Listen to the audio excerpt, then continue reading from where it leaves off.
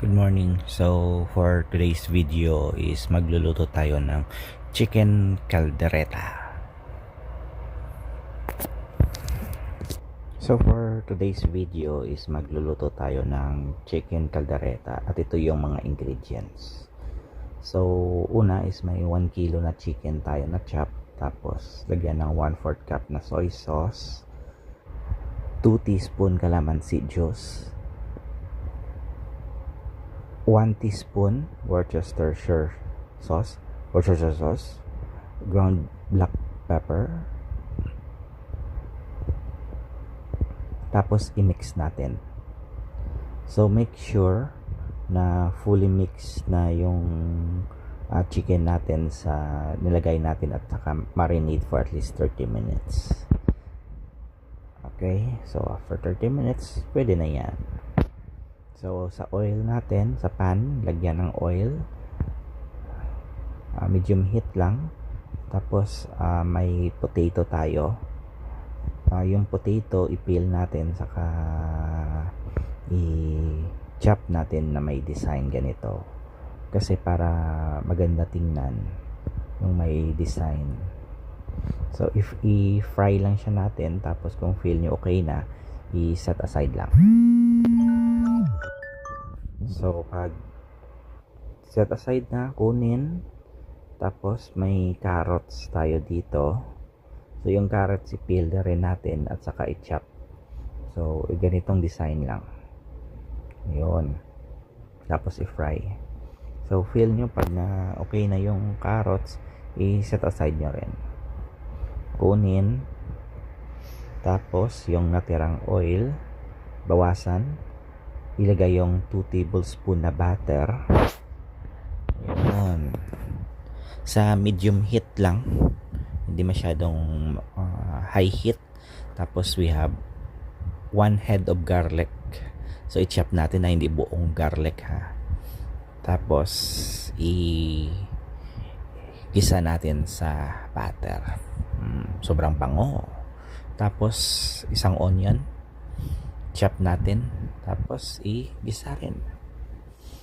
Mas maraming onion, mas masarap. Sobrang bango. Butter, garlic, onion, nako, ano pa. So after na, pag malambot na, pag okay na, ilagay na natin yung marinated chicken. Marinated chicken pa lang, huwag yung sauce. Okay? So dapat yung ginisa natin sa butter na garlic at saka onion is kumapit sa chicken natin para mas masarap. So i-mix nyo lang hanggang kumapit lahat yung butter sa chicken natin. So after na mix nyo, pag feel nyo na kumapit na lahat, and yun. So yung yung marinated sauce natin, ilagay na natin. Tapos dagdagan natin ng 1 and 1/2 cup na water. Yun.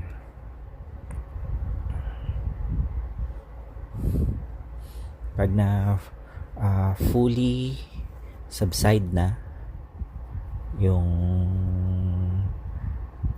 chicken meat natin, i-simmer natin sa 20 to 30 minutes na medium heat lang.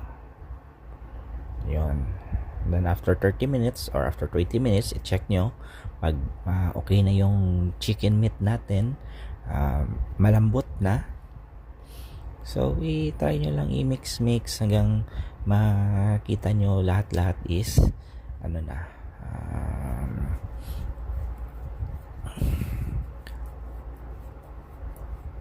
mayroong tayong 3/4 cup na tomato sauce, may 5 tablespoon liver spread. Ikaw na bahala kung anong liver spread gagamitin mo.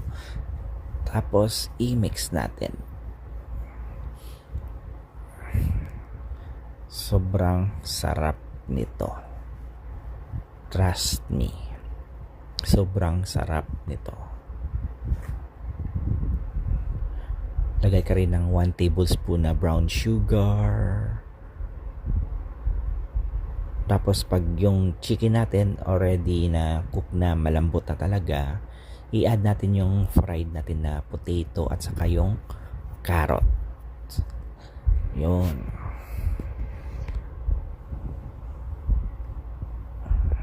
I-mix lang hanggang masubmerge yung ang carrots at saka yung potato na fry natin. Tingnan nyo, sobrang sarap nito, sobrang yummy. Try nyo. Yun.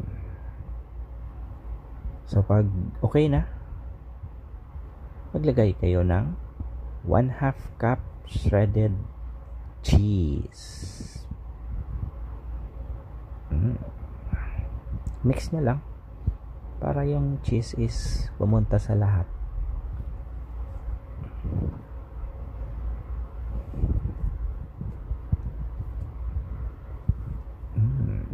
Lagay ka rin ng red and green bell pepper. Nako, sobrang sarap talaga. Isa lang masasabi ko, isang kalderong kanin mauubos mo sa ulam natin ngayon. So ano pang hinintay mo? Kuha ka na ng mainit na kanin at kumain ka na. Chicken caldereta. Thank you for watching.